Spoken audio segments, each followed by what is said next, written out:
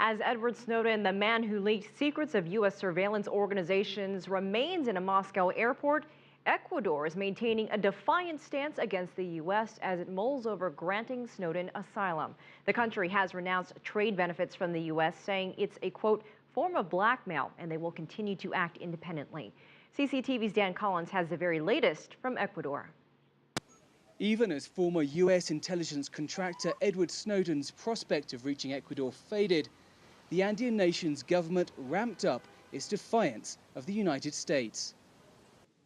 Officials speaking at an early morning news conference took the initiative in rebuking the U.S. Ecuador gives up unilaterally and irrevocably the said customs benefits. The waiving of the Andean Trade Preference Act followed what Ecuadorian officials see as threats from members of the U.S. Congress to drop the deal, which provides customs benefits in exchange for efforts to fight the drug trade. The government went even further, offering a donation to the U.S. in a cheeky comeback to U.S. criticism of Ecuador's human rights record.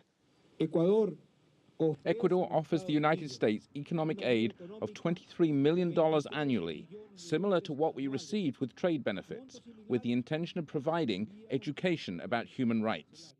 Some analysts say that the U.S. Trade Act was unlikely to have been renewed even before the Snowden affair. With this latest announcement, President Correa will once again boost his reputation as a bold leader unafraid to defy the United States. A leader in the mold of the late Venezuelan president, Hugo Chavez. Yet despite the show of defiance, Snowden looked to be no closer to a safe haven in Ecuador. The Minister for Political Affairs, Betty Tola, says Ecuador had not issued any form of safe passage which would allow Snowden transit to the country. A leaked document showed someone at Ecuador's consulate in London did issue a safe conduct pass for the former U.S. intelligence contractor. Any document of this nature is not valid and is the sole responsibility of the person who may have issued it. Edward Snowden's request for asylum has not been processed because the petitioner is not in an Ecuadorian territory as the law requires. Meanwhile, Venezuelan President Nicolas Maduro says his country would almost certainly grant the U.S. whistleblower asylum if he applied for it.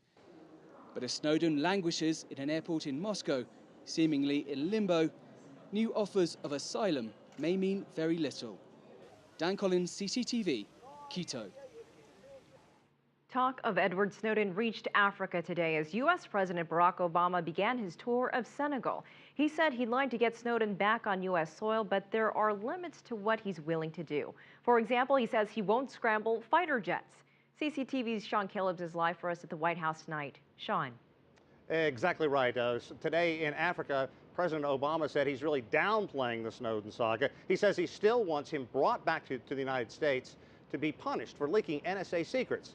And at the same time, he says he hopes the countries will respect international law and work to extradite Snowden. Don't expect President Obama to go hand in hand to leaders of Russia and China looking for help in extraditing Edward Snowden. I have not called President Xi personally or President Putin personally, and the reason is because, number one, I shouldn't have to. Obama spoke while in Senegal, and while downplaying the case, clearly, Snowden is on his mind. While he fights extradition to the U.S., Snowden is apparently holed up in the Moscow airport, basically acting as a ship at sea that refuses to reach port. Legally, Snowden can't enter Russia because the United States has revoked his passport, so he remains in the terminal. As long as he's there, Obama is intent on this not becoming a Tier 1 crisis. I'm not going to have one case of a suspect who we're trying to extradite suddenly being elevated to the point where I've got to start doing wheeling and dealing and trading on a whole host of other issues, simply to get a guy extradited. Experts say what Obama is doing makes sense. This is an important dispute, but it is also a contained dispute. It is not going to fundamentally change U.S. relations with China or Russia. However, initially Snowden, a former contractor for the National Security Agency, claimed he released information on the U.S. secret surveillance on phone calls and emails of everyday citizens to expose what he considered privacy violations. But Snowden has upped the stakes. He apparently told Chinese leaders the U.S. is guilty of hacktivism, tapping into phone calls and emails of Beijing students. Obama is worried what other information Snowden could be sitting on. I think Mr. Snowden has moved into the ranks frankly, of traitors in the traditional sense of the definition of that term. He's now helping other countries at the expense of his own for reasons that have little or nothing to do with his original contention. And Obama was asked if he would launch U.S. military aircraft to intercept a commercial plane that could be carrying Snowden. Obama dismissed the question, saying he wasn't going to scramble U.S. military jets to catch what he called a 29-year-old hacker. Elaine? Well, and Sean, American broadcaster NBC is reporting that the Justice Department is also investigating a retired Marine for leaks. What's the word on that? Yeah, this seems to be somewhat of an issue that is haunting the Obama administration right now. It comes down to somebody who used to be the Deputy Joint Chiefs of Staff here in Washington, D.C., basically the second highest member of that military panel. What it comes down to is years ago, around 2008, the United States apparently launched some kind of malware, some kind of virus aimed at Iran to sabotage its centrifuge program and shut its nuclear development program down for some time. It was successful. And now this former Marine General, James Cartwright, is apparently being investigated by the Department of Justice to see if he was the one that leaked this information. The New York Times first broke this story. All right, Sean, Caleb's at the White House. Thank you for that update.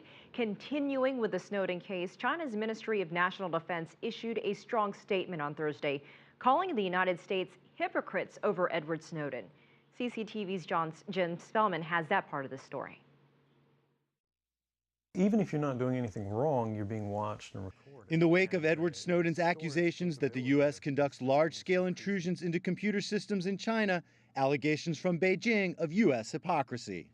Taking advantage of advanced information technology to seek selfish gains on the one hand, while making unfounded accusations against other countries. This kind of double standards is not conducive to peace and stability in cyberspace. General Martin Dempsey, who oversees U.S. cyber defense, responded first by making similar complaints about China.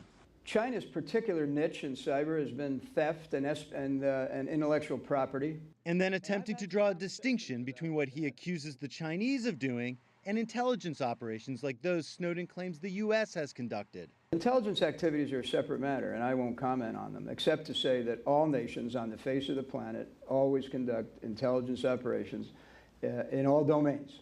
And we're no different, they're no different. General Dempsey is asked to meet with Chinese leaders next week to create what he calls rules of the road for cyberspace. But with tensions running high over the Snowden case and a history of disagreement over cyber issues, those rules could be hard to come by. With Snowden still free and possibly in possession of more NSA secrets, the diplomatic damage to the U.S. from his leaks could be far from over. Jim Spellman, CCTV, Washington.